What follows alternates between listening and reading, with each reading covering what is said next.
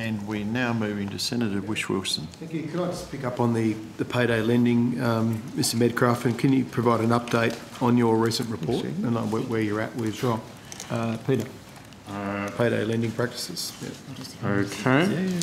As the Chairman has outlined, we have a significant focus on the payday lending sector. The new laws that regulate the provision of those small amount loans are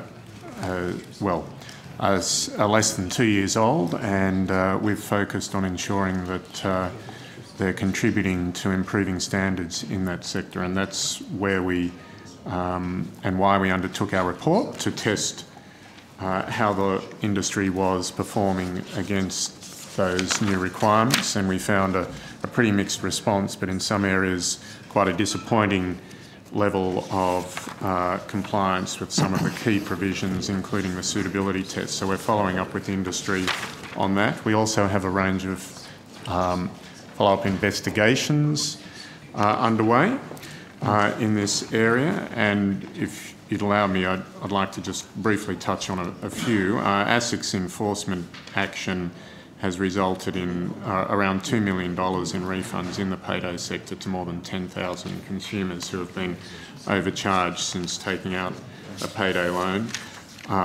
We've also taken action to remove licences and to obtain civil penalties, and we've done that in generally three areas. One is responsible lending, where we had the recent cash store decision and a penalty of almost $19 million around irresponsible lending in the payday sector, which was a very significant groundbreaking penalty there. The largest penalty ever awarded. For us. The largest penalty ever awarded. The largest civil penalty that ASIC has obtained. Only 20 million. Yes. The second area of focus for us is on so-called avoidance models. This industry, unfortunately, has a history of setting up business models that seek to get around the law, to get around the interest rate caps, to get around the other protections that are there. And we have a range of matters in court that are targeting so-called avoidance models. We've also had other enforceable undertakings in relation to companies that are seeking to structure their business to get around those protections so that they can effectively charge higher amounts, and that was something that came out in our review, and we'll happy to provide a list of those.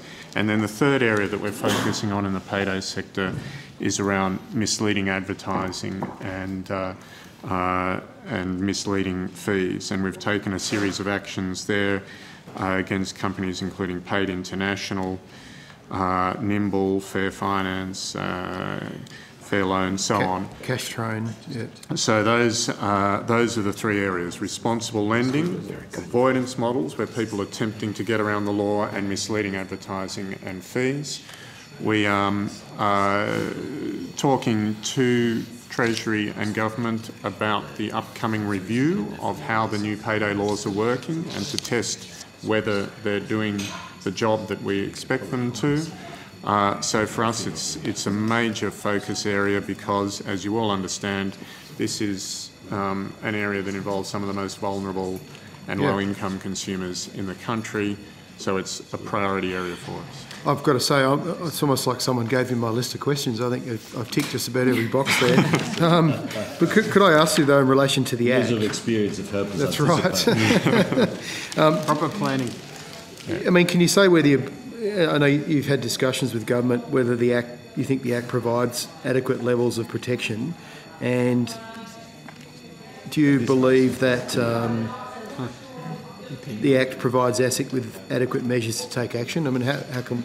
Is it the Act itself that needs to be changed, or can you actually fortify this area with the kinds of changes you've just outlined? Well, we think the new laws do make a significant difference to our ability to act. They have provided for the first time a national regime, a licensing regime, which helps us to ensure that we can remove players who aren't behaving properly from the industry. So we think those new laws have made a major impact on the industry, and that will continue to play out. as time goes on. But I suppose our recent report, the report that we released in March, does highlight some areas where compliance levels are lower, such as around the suitability test. No doubt that will be the sort of area that's looked at in the review, and we would hope that the material we've gathered and the evidence we've produced will inform that review as to how those laws are working. So could I ask you, just quickly, one thing I think that would help for that industry, and I think the industry probably would support it, is having some way where, often with payday lenders, and this is an issue, people go and get multiple loans from different lenders, and one thing that would actually help is actually having a database where, a national database where basically you actually can go and check whether you've actually got a loan from another party, so that essentially, because one of the big issues to say is, you know, is leverage to pay off leverage sort of thing. Well, yeah, and then it also doesn't. There's then no excuse for a lender to turn around and go, well, we had no idea they had 10 other loans, right? So I think that, and then that frankly could be an industry solution, frankly. Can that be done?